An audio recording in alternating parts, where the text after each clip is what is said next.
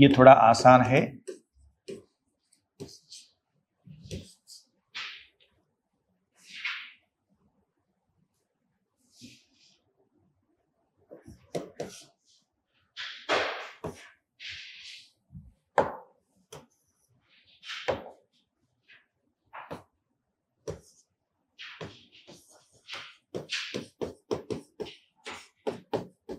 Two constitutional levels of government, पहले उसका list ही बनाते हैं। Constitutional division of powers,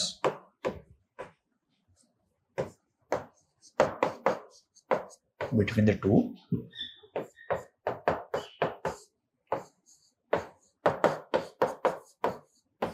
A written constitution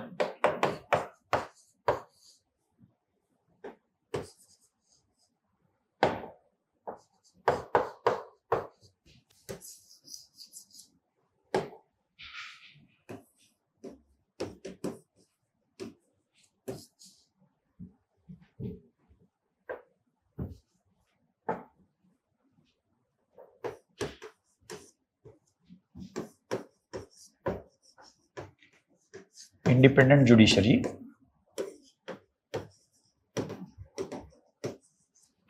and the last one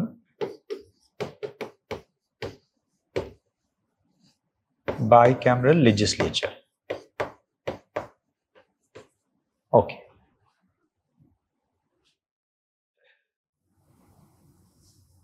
Now what is federalism? Federalism essentially is a power sharing arrangement. Always keep in mind that. What is federalism? Federalism is basically a power sharing arrangement. So power is shared between at least two levels. At least, we are saying at least two levels. We can have many more levels.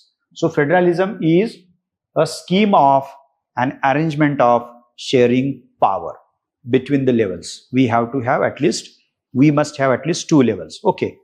अब ये sharing of power क्यों चाहिए हमें?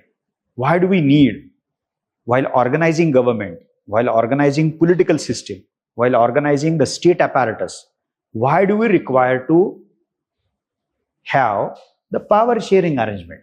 इससे अच्छा है कि एक ही सेंटर में एक ही साइड पे पावर का कंसंट्रेशन करते हैं, डिसीजन भी फास्ट लिए जा सकते हैं, सो एंड सो फोर्थ. ये भी लॉजिक हो सकता है. As against that logic, the power sharing arrangement is always justified, advocated. Why so? आपको क्या लगता है किस चीज के लिए ऐसा, किस कारण, क्या कॉजल फैक्टर्स हो सकते हैं? तो आप बोलेंगे कि philosophically and principally decentralisation of power is always better in comparison with centre, ऐसा कहा जा सकता है. बिल्कुल एक लॉजिक हो सकता है. ये philosophical logic, principle logic, conceptual theoretical logic बोलिए उसको. और वो हमें पता है ना कि power corrupts and absolute power corrupts absolutely. अगर एक ही सेंटर में पावर सेंट्रलाइज हुआ, एक ही सेंटर को दिया गया, एक ही साइट को दिया गया, तो होगा क्या मुझे बताइए? प्रॉब्लम हो सकती है. ओके, तो वो एक बड़ा लॉजिक डेफिनेटली है. But what else? अब इंडिया का सोचिए आप, क्यों हमने फेडरलिज्म का फॉर्मेट स्वीकारा होगा? क्या कारण हो सकता है? तो एक इमीडिएटली आप बताएंगे कि कॉन्टिनेंटल साइज, यानी कि ज्योग्राफिकल फैक्टर. यस,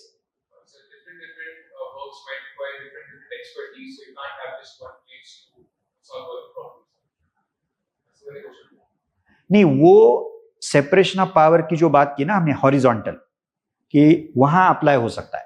कि देखिए, legislatures require different expertise, ministers require different expertise, and जजेस रिक्वायर डिफरेंट एक्सपर्टीज. वहां वो डेफिनेटली अप्लाई होता है. हम sharing of power two levels, government की टू लेवल्स बनाने की बात कर रहे हैं. तो एक मैंने कहा the geographical size. If our territory, Indian territory, if we are a continental size country, और वो भी खाली literally oversized piece of land mass की बात नहीं कर रहे हैं हम। तो उसमें डाइवर्सिटी कितनी देखिए, ऊपर हिमालय है, उसकी टोपोग्राफी देखिए, नॉर्थ ईस्ट की टोपोग्राफी देखिए, ज्योग्राफी खाली ज्योग्राफी भी हम सोचते हैं, और सदर्न इंडिया की देखिए, ईस्टर्न इंडिया, वेस्टर्न इंडिया देखिए। तो जिसको हम बोलते हैं geographical expanse, geographical size, along with that what the diversity, geographical diversity. दूसरा इमीडिएटली आपके दिमाग में आया होगा, अरे हमारी सोसाइटी में खाली ज्योग्राफिकल डाइवर्सिटी नहीं है, सोशियो इकोनॉमिक कल्चरल डाइवर्सिटी भी है, उसका क्या करेंगे? तो वो जो हिंदी के अगेंस्ट हमेशा चलता है,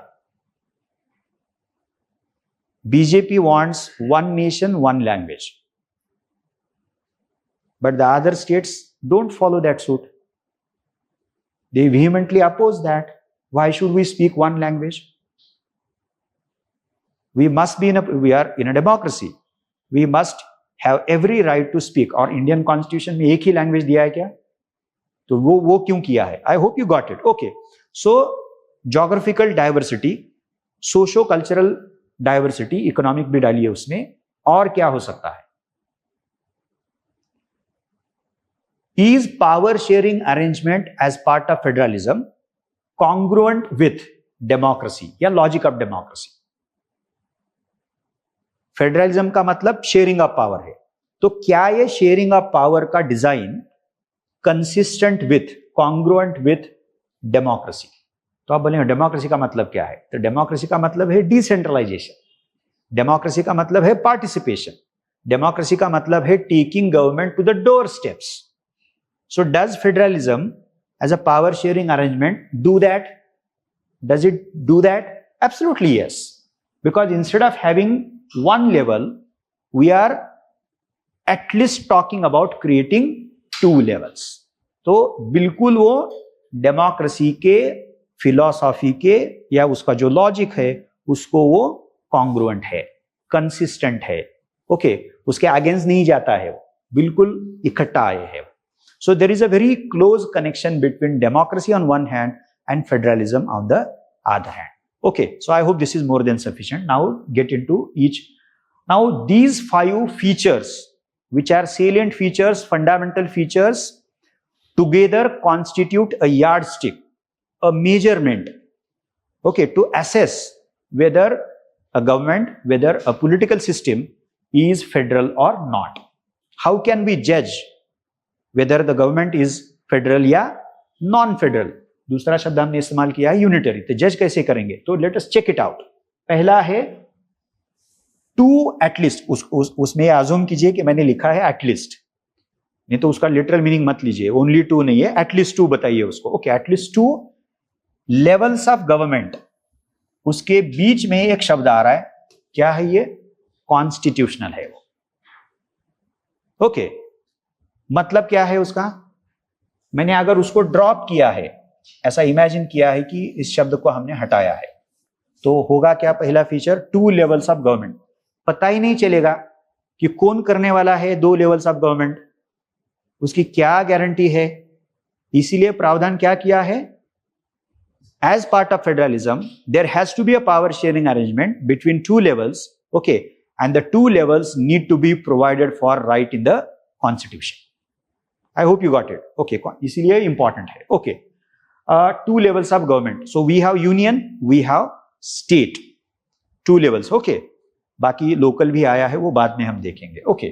दूसरा देखिए, ये आसान है, उसके आधार पे है constitutional division of power between the 2 levels. अब ये division of powers बोला है, allocation बोलिए उसको, ये vertical सेपरेशन बोला जा सकता है उसको, या वर्टिकल एलोकेशन भी आप बोल सकते हो.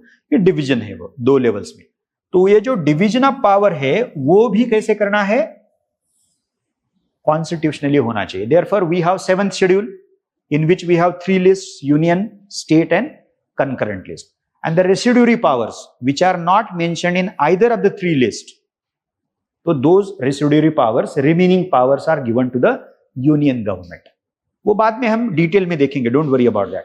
सो do we have constitutionally provided division of power between the levels? Definitely we have. Okay, और इसलिए वो कॉन्स्टिट्यूशनल शब्द बहुत ही इंपॉर्टेंट है. अब जस्ट एक to complicate the matter, let me bring in one very significant development which took place in 2019. Revocation of article 370 उसको निकाला गया, एंड वॉट एवर वो जो कागज पे ही था, actually a separate status of Jammu and Kashmir existed because of the article 370, वो चला गया. Constitution was amended, the presidential order was issued by the government of the day. The matter was, किया क्या, तो आर्टिकल 370 उसको हटा दिया. दूसरी चीज क्या की गई इन द सेम ईयर, उसी का हिस्सा था, the status of Jammu Kashmir as a state was downgraded and 2 UTs were created. ये इंडियन हिस्ट्री में पहली बार हुआ है. किसी स्टेट का कॉन्स्टिट्यूशनल स्टेटस था, स्टेट, वो स्टेटस गायब करके उसको उल्टा यूटी में कन्वर्ट किया गया है. The matter was taken to the Supreme Court, but unfortunately, and the Chief Justice happens to be from Maharashtra, that is doubly unfortunate, Mr. Chandrachud gave the final judgment and didn't say anything about that. उन्होंने क्या बोला पता है आपको? जब, क्योंकि that was one matter, कि ठीक है 370 का मामला तो एक है, लेकिन इसका क्या करेंगे? We are a federal polity, and federalism में स्टेट का जो स्टेटस है, पोजीशन है, वो कॉन्स्टिट्यूशनली क्रिएटेड है. और आपने क्या किया यहां पे? आपने एक स्टेट के दर्जे वाले राज्य का दर्जा ही हटा दिया, आपने निकाला है और उसको यूटी बना दिया है. And this is what? Violation of the federal spirit. ये मैटर था कोर्ट के सामने. अब मामला चल रहा था, तो कोर्ट ने फिर गवर्नमेंट को पूछा क्या करना है. तो गवर्नमेंट ने कहा, you don't worry, we will hold elections as early as possible, and we will give back, retain the status of state to Jammu and Kashmir. आप गूगल करके चेकआउट कीजिए कि डिसीजन किस साल में आया था. 25 में आया जजमेंट या 24 में आया, और आज हम कब है? 26 में है. इलेक्शन तो हुए हैं, बस स्टेटस ऑफ स्टेट मिला नहीं, आज तक नहीं मिला है. So the approach of supreme court of India was so casual. How could be that? Government ने कहा कि नहीं, जल्दी से जल्दी हम करेंगे. कितना जल्दी का मतलब क्या है?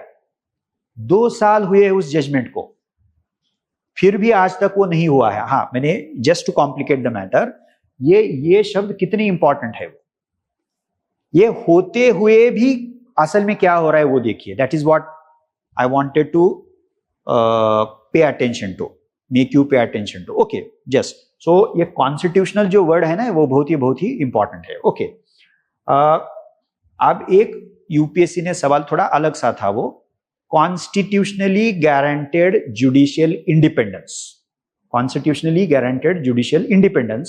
a prerequisite of success of democracy. ये सवाल पूछा था, GS2 में क्वेश्चन आया था. कॉन्स्टिट्यूशनली गारंटेड, खाली वो नहीं बोला है कि judicial independence as a prerequisite of success of democracy. बोला क्या है, पूछा क्या है? कॉन्स्टिट्यूशनली गारंटेड, क्योंकि उस कॉन्स्टिट्यूशनल प्रोविजन का कुछ ना कुछ तो अहमियत है. Okay, now if federalism as a power sharing arrangement is all about, is about 2 levels at least and the division of power, then we should have mentioned that division of power in clear cut terms. Therefore we require constitution. But what kind of constitution? Not unwritten, but written constitution. Now UK also does have a constitution, Britain does have a constitution, but it is not written, it is unwritten constitution, and UK is not a federal system, UK is a unitary system. तो आपको ये थोड़ा comparison करके पता चलेगा. So written constitution, why do we need written constitution? Federalism के context में बताइए, तो आप आसान से बता सकते हो to provide for the division of power between the two levels, है ना। यूनियन को क्या सत्ता दी गई है, क्या अधिकार दिए गए हैं, और स्टेट को क्या, सिंपल है मैटर, उसमें कोई कॉम्प्लिकेशन नहीं है। Okay, so to provide for sharing of power या डिवीजन ऑफ पावर, इसलिए तो हमने बोला कि 7th schedule 3 lists, that is what our constitution has done. अब उल्टा इमेजिन कीजिए, if we do not have written constitution, तो क्या होगा उसका, तो आप बोलेंगे फेडरलिज्म को रियलिटी में लाना मुश्किल हो जाएगा। Now US is known as a classical form of federalism, it has written constitution. Okay, और इसमें और एक डालिए, रिटन कॉन्स्टिट्यूशन पहला इंपॉर्टेंट है, supremacy of constitution, written constitution and plus क्या है, क्या सुप्रीम है, सुप्रीमेसी ऑफ कॉन्स्टिट्यूशन। नहीं तो यह हो सकता है ना कि federal government, union government, central government तोड़ मरोड़ के कॉन्स्टिट्यूशन को आपकी पावर बढ़ा सकता है और फेडरलिज्म को किल कर सकता है। इसलिए बोला क्या गया है, we need to have written constitution to provide for the division of power, and दूसरा, यूनियन गवर्नमेंट को ऐसा कोई अधिकार नहीं मिलेगा जिसके आधार पे वो कॉन्स्टिट्यूशन का बेसिक ढांचा ही चेंज कर दे। And therefore the doctrine of basic structure invented by the Indian Supreme Court in the famous verdict of Keshavananda Bharati 73 में हुआ, वो हम डिस्कस करेंगे, बार बार वो उसका रेफरेंस आएगा। Okay, so this is the third one. Now the fourth one, independent judiciary. Why do we need independent judiciary, तो उसके अलग अलग लॉजिक है। पहला आप बोलेंगे to safeguard the rights of citizens, individuals, members of society. दूसरा बोलेंगे to safeguard the rights of minorities, क्योंकि majority in theory and even in practice is a rule of majority, democracy in theory and practice is a rule of majority. So minorities interest need to be safeguarded, इसीलिए we require independent judiciary. दूसरा, तीसरा है, अब federalism का logic आता है, if we have power sharing arrangement because of federalism, then the second level, that is the state in our case, their interest also needs to be protected. अब हमारे राज्यपाल महाशय जो के कुछ कर रहे हैं ना पिछले 10-12 साल से, उसके पहले भी वो करते थे, वो मच कंट्रोवर्शियल है ये अभी का जो है, जो इसीलिए बार बार बहुत सारे इन 25 supreme court of India came up with 2 landmark judgments in regard with the powers of the governor, which was integral part of the federal setup. उसकी चर्चा हम करेंगे फेडरलिज्म में और गवर्नर में वो आएगा, don't worry about that. Okay, so in order to protect safeguard the interest of the states, यानी कि यूनिट ऑफ फेडरलिज्म बोला जाता है उसको। ये 2 लेवल्स में, एक लेवल क्या है, यूनियन है, और दूसरा लेवल स्टेट है। तो वो जो दूसरा लेवल है state as a unit of federalism, उसके इंटरेस्ट को प्रोटेक्ट करना है। नहीं तो अदरवाइज क्या होगा स्टेट का, मुझे बताइए, प्रॉब्लम में आ जाएगा ना state. Okay, so that is the fourth one. But judiciary simply failed here, जो मैंने अभी 370 का मामला बताया, and Jammu Kashmir status downgraded in UT, ये जो बताया हमने। ओके, ऐसा हो सकता है, ऐसे पॉलिटिकल सिस्टम में हो सकता है। ओके, सो इंडिपेंडेंट जुडिशरी, अब उसको थोड़ा जनरलाइज भी कर सकते हो। We may witness conflict, disagreement between the units of federalism, between union on one hand and the states on the other hand, between 2 set of states on the, that can be another way. So union versus state, state versus state, union plus few states, and then on the other hand the remaining states. मामला कुछ भी हो सकता है। So in order to settle the disputes between units of federalism, we require independent and neutral, impartial judiciary. Okay, now the last one, bicameral legislature. Bicameral legislature का मतलब क्या है, 2 houses. अब एक अपर हाउस बोलते हैं हम उसको, हमारे यहां कौन सा है वो, राज्यसभा है, और लोअर हाउस है लोकसभा है. ओके. नाउ राज्यसभा, नाम देखिए, उसका नाम देखिए, राज्यसभा बोला है उसको, काउंसिल ऑफ स्टेट्स बोला है उसको. ओके, सो ऑब्वियसली जाहिर सी बात है, Rajya Sabha as the upper house of the Indian parliament is expected to represent the states. Okay, the second level of government in the federal setup. इसीलिए उसको नाम दिया गया है Rajya Sabha, that is the council of the states. इसीलिए the member of council of state यानी कि Rajya Sabha are elected indirectly. They are not elected directly. अब डायरेक्ट इलेक्शन किसका होता है हमें पता है, the member of parliament of the lower house, that is the Lok Sabha. Okay, so these are five what kind of features salient and fundamental features of a federal polity. अब यही पे देखते हैं यूनिटरी में क्या होता है. Is it essential in a unitary setup to have two levels of government? उसका आंसर है नो. हाँ, लेकिन एक क्लैरिफिकेशन इंपॉर्टेंट है. Even a unitary system may have two levels of government, but not constitutionally created second level. उसका central authority जो होता है, यूनिटरी का मतलब क्या है, there is one centre side of authority. एक ही सेंटर है, सेंटर ऑफ पावर या सेंटर ऑफ अथॉरिटी. ओके, शायद वो एडमिनिस्ट्रेटिव कन्वीनियंस के लिए दूसरा लेवल बना सकता है. वो कौन बनाता है, यूनियन गवर्नमेंट, यानी कि जो सेंट्रल अथॉरिटी. लेकिन बनाया किसने है, not the constitution. So central authority ने सेकंड लेवल बनाया और वो कभी भी उसको डिसॉल्व कर सकता है, कभी भी कर सकता है. ऐसा यहां पे होना बहुत ही मुश्किल है, because the states, that is the second level of government in federalism, they are not created by the central authority, but they are created by the constitution. Okay, so they may have, but it is not compulsory, it is not salient, essential feature of the unitary system. So constitutionally created two levels बिल्कुल mandatory, बिल्कुल essential, बिल्कुल necessary नहीं है, but it may have the second level, but that second level is established, is formed by the central authority, and it can dissolve it, dismiss it at any time. अब दूसरा, अब दो constitutionally created levels ही नहीं है, तो ये दूसरा होगा या नहीं होगा, उसका कोई लॉजिक नहीं बचेगा. ओके, हाँ, लेकिन दूसरा एक हाइपोथेटिकली सोचिए कि yes, it has second level which is created by the central authority, the union government, simple सी भाषा में. तो उसको पावर कॉन्स्टिट्यूशन देगा या सेंट्रल गवर्नमेंट देगा उसको पावर? अगर है सेकंड लेवल यहां पे मानिए, तो उसको कॉन्स्टिट्यूशन पावर देगा, कॉन्स्टिट्यूशन के तहत पावर दिया जाएगा, या सेंट्रल अथॉरिटी के माध्यम से पावर दिया जाएगा?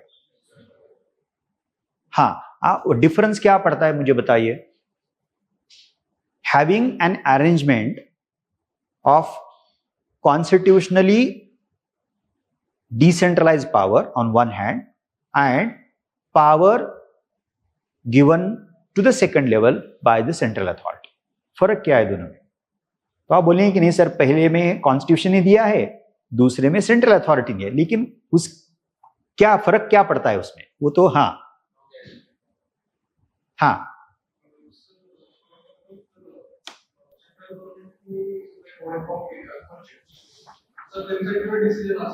तो सेंट्रल लेवल रिजेक्ट करू आणि जर कॉन्स्टिट्यूशनल पॉवर दिला असेल जी सेकंडरी गव्हर्नमेंट. ओके, अजून काय कोण सांगेल? नाही, थोडं सिंपल करा, हे बरोबर आहे, पण सिंपल काय, इफ म्हणजे त्याला अजून सिंपल करूयात. If the second level is created by the central authority, and if the central authority confers upon or delegates some amount of power to the second level, that is the state, say for example, then that power can be taken away by the central authority anytime.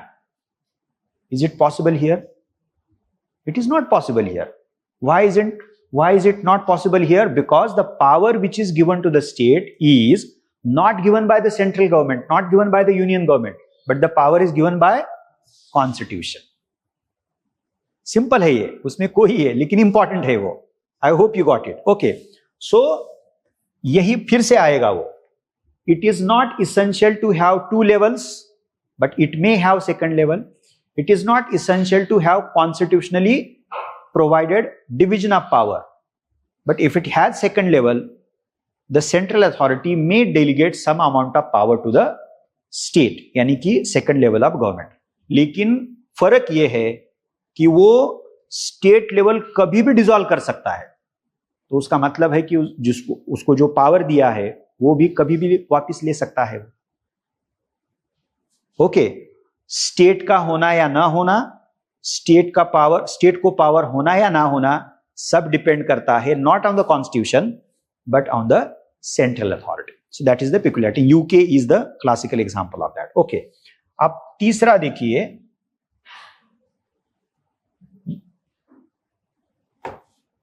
हाँ, ये थोड़ा सा, हाँ ठीक है, इधर से इधर करते हैं. तीसरा इसेंशियल है क्या, बताइए. वही आंसर आ रहा है. It is not essential. हाँ, a unitary government may have written constitution. वो मे शब्द इंपॉर्टेंट है, but is it essential? Is it essential for a unitary government to have written constitution? No. अगर हमने सवाल थोड़ा सा बदला, is it essential, is it mandatory, is it compulsory for a federal government to have written constitution? The answer is yes. Answer has to be yes. Okay, क्योंकि written constitution किस logic के लिए इंपॉर्टेंट, इसेंशियल है? To provide for the division of power, the power sharing arrangement. अगर यहां पे power sharing arrangement ही नहीं है तो आपको क्यों लगेगा रिटन कॉन्स्टिट्यूशन? आप बोलेंगे कि नहीं नहीं सर है, सेकंड लेवल है, तो सेकंड लेवल को पावर भी देना पड़ेगा. तो इसीलिए कॉन्स्टिट्यूशन की कोई जरूरत नहीं, क्योंकि सेकंड लेवल क्रिएट किया है यूनियन अथॉरिटी ने, यानी कि सेंट्रल अथॉरिटी ने. उसको पावर भी कौन देगा? सेंट्रल अथॉरिटी देगा. और उस पर डिपेंड करेगा कि कितना पावर देना है और पावर कब वापस लेना है, कैसे वापस लेना है. Constitution doesn't happen to be the aadhaar of this. यहां पे है. ओके, तीसरा. चौथा, independent judiciary. Is it essential again? No. But a unitary government may have independent judiciary. May बार बार, क्योंकि इंडिपेंडेंट जुडिशरी के मैंने 5 लॉजिक बताए आगे. कौन कौन से थे वो? To safeguard the rights of individuals या citizens, to safeguard the rights of minorities, और तीसरा मैंने बताया था to safeguard the rights of states if we have federalism. Okay, अगर फेडरलिज्म नहीं है तो आपको इस लॉजिक के लिए इंडिपेंडेंट जुडिशरी नहीं लगेगा. हाँ, लेकिन उसके बाद, हाँ 3 ही मैंने बताए. चौथा क्या था? फिर से मैं रिपीट करता हूं. A democratic political system, it doesn't matter whether it has parliamentary और प्रेसिडेंशियल या फेडरल या unitary form. A democratic political system requires independent judiciary for the following purposes या reasons. Number 1, to protect the rights of citizens, individuals. दूसरा, to protect the rights of minorities. तीसरा, if the democracy has federalism, to protect or safeguard the rights of the states. Okay, federalism है तो. चौथा, to ensure that legislature and executive, that is the other branches of government, conduct themselves as per the constitution. ये काम है judiciary का. Independent judiciary इसीलिए important होता है. और पांचवा है thereby to safeguard the constitution. ये 5 लॉजिक है. किसके पीछे? इसके पीछे. अब फेडरलिज्म में क्या लॉजिक है? एक ही लॉजिक है उसका, वो जो तीसरा मैंने बताया. So why does federal polity, federal form of government require independent judiciary besides the other reasons, besides the other logic? One essential logic in federalism is to protect, to safeguard the rights of states. That's it. I hope you don't have any doubt here. Okay. पांचवा,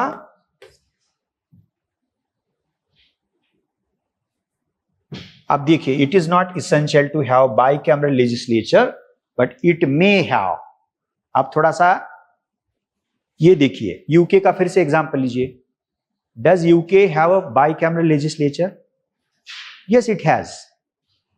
house of Lords is the upper chamber and the House of Commons is the like our Lok Sabha. आप बोलेंगे कि sir वहां तो unitary है, फिर bicameral essential नहीं है तो यूके को क्यों है? तो उसका हिस्ट्री अलग है वो। So it may have, so the bicameral legislature that is the House of Lords in UK has nothing to do with existence of federalism in UK, क्योंकि फेडरलिज्म एग्जिस्ट ही नहीं करता है। यानी कि House of Lords as second chamber has nothing to do with any kind of federal arrangement, any kind of power sharing arrangement, and therefore the issue of protecting या safeguarding the rights of the states there, क्योंकि federalism ही नहीं है तो बाकी के मामले irrelevant होते हैं। बट देन द सवाल तो बचेगा, then why does UK have the second chamber? तो मैंने कहा कि हिस्टोरिकल उसका कारण है। क्या हिस्टोरिकल कारण था? कि जैसे यूरोप में डेमोक्रेटिक रेवोल्यूशन हो रहा था, तो मॉडर्न एज के पहले फ्यूडल एज था, ट्रांजिशन में मोनार्कीज आई, लेकिन जो फ्यूडल लॉर्ड्स थे वो बहुत ही डोमिनेंट थे। ओके, तो उसकी सत्ता भी कुछ सीमित रखी गई है, लेकिन उनको रखा गया है। सो हाउस ऑफ लॉर्ड्स बोला गया है उसको। सो हाउस ऑफ लॉर्ड अभी तो उसका पूरा का पूरा, because we are talking in 21st century, ये थोड़ा मैं पीछे की बात कर रहा हूं। ओके, तो वो जो फ्यूडल लॉर्ड्स थे, लैंड लॉर्ड्स थे, जिनका सोशल कल्चरल स्टेटस अलग था, they were looked at as far superior and the part and parcel of the upper social section of the society, तो उसका पावर रिटेन किया गया and that was in the form of the House of Lords. वो जो feudal type का, elite type का जो power structure किया। लेकिन on the other hand, it is because of the pressure of the democratic revolution and demands, okay, Britain has to come up with the House of Commons as well. तो फिर election का principal introduce किया गया। शुरू में right to vote was not available to all members of the society, फिर वो adult बना, फिर वो यूनिवर्सल अडल्ट बना, होते होते 20th सेंचुरी आ गई। Okay, so therefore they have House of Lords, that is the second chamber of house. It is because of the historical development of the UK political system या as a society. Otherwise it has nothing to do with federalism, because वहां पे federalism ही नहीं है। I hope you got it. Okay, so this is federal versus the unitary political setup.